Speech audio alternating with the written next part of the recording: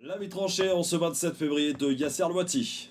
Cher Christophe, on a tous eu affaire à ces maires qui achètent la paix sociale grâce à des associations, des militants, des responsables religieux, associatifs ou communautaires autoproclamés, voire même des petits caïds à la petite semaine qui veillent à ce que les votes aillent dans la bonne direction. Vous l'aurez deviné, je parle de clientélisme et on aurait tort de croire que cette pratique est réservée aux quartiers populaires.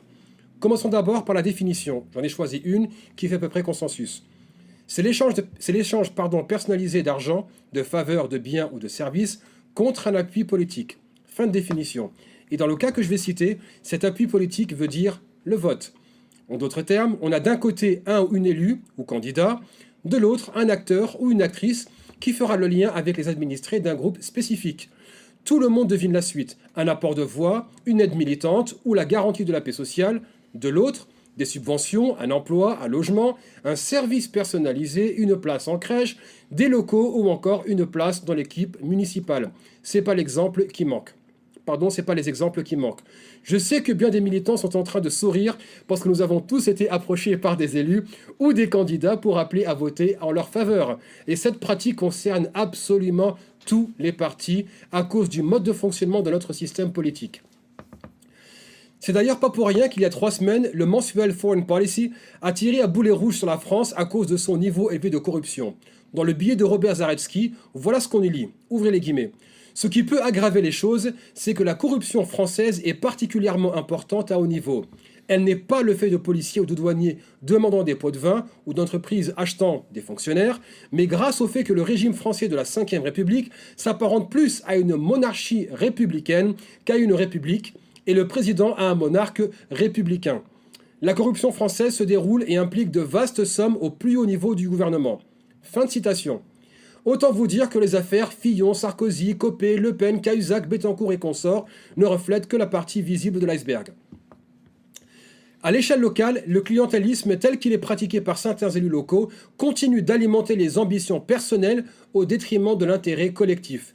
Si le clientélisme, qui n'est rien d'autre que de la corruption, continue de profiter à une poignée de personnes, c'est parce qu'il est politiquement rentable, car il empêche l'émancipation des quartiers populaires à cause justement de la mise sous tutelle de la sphère associative, qu'elle soit citoyenne, sportive ou religieuse, pour ainsi la dépolitiser et la vider de toute revendication un peu trop ambitieuse. C'est le clientélisme qui fait que le maire n'a parfois plus besoin de s'en prendre directement à ses opposants au sein d'une certaine population. T'inquiète pas, je vais appeler un tel, il va s'en occuper. C'est le clientélisme qui encourage certains groupes de pression idéologiques ou communautaristes, et quand je dis communautaristes, je ne parle pas des musulmans, qui vont contacter l'équipe municipale et lui exiger d'inclure un des leurs en échange de leur vote. C'est le clientélisme qui a torpillé et continue de torpiller bien des initiatives en sous-traitant les intimidations à des acteurs locaux qui feront le sale boulot. Inutile bien sûr de mentionner le clientélisme type République bananière à la Serge Dassault qui distribue les enveloppes de cash en échange de voix.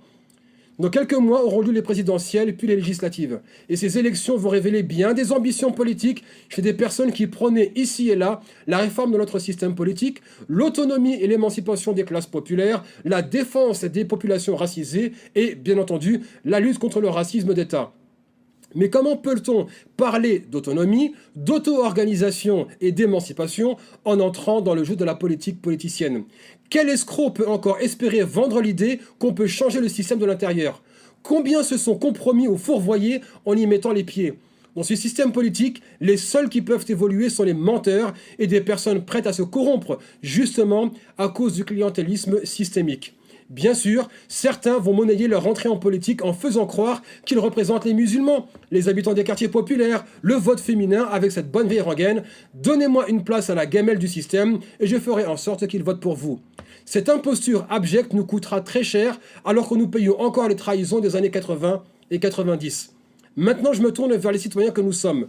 Pourquoi est-ce que la corruption d'hommes ou de femmes politiques au niveau national nous choque, mais pas la corruption au niveau local ? Qu'est-ce qui différencie un ancien président corrompu d'un maire en exercice qui distribue les cadeaux à ceux qui lui font allégeance? Ne soyons pas naïfs, il y aura toujours des petits ambitieux qui voudront faire carrière et surferont sur leur malheur. Mais sans mettre en place tout, absolument tous les moyens nécessaires pour l'émancipation des populations dominées, notre démission continuera d'alimenter les ambitions personnelles des uns et des autres et nous continuerons à payer une facture collective pour des carrières individuelles et pour le maintien du système de domination qui profite aux élites. Merci Yasser.